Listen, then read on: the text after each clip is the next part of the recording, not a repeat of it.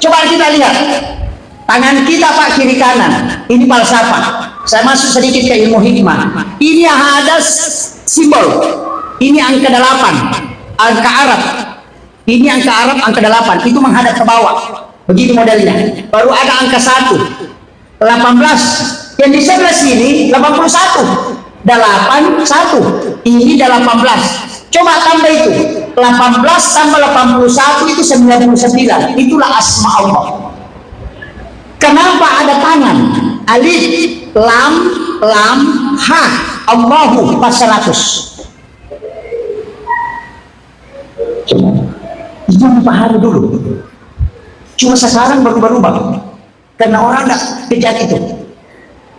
Orang terdulu itu tarikatnya luar biasa. Sehingga dia bisa memahami unsur ini ke sini, unsur ini ke sini, unsur ini. Dia bisa tahu. Sehingga kalbunya cepat tembus. Karena itu pendalaman makna. Cuma sekarang tembusnya kita tidak. Dulu Pak, kalau kita mau ketemu ulama, itu sholat sunnah istihara sampai 3 hari. Sekarang gampang, tinggal SMS. Di mana posisi? Baru bilang, OTW, selesai. Sebut alamat rumah, tinggal dicari Google Maps, bicara langsung 300 meter ke depan belok kiri. Iya, dulu bertanya keliling untuk kalau didapat. Sekarang lebih cepat, makanya doa sudah mulai hilang.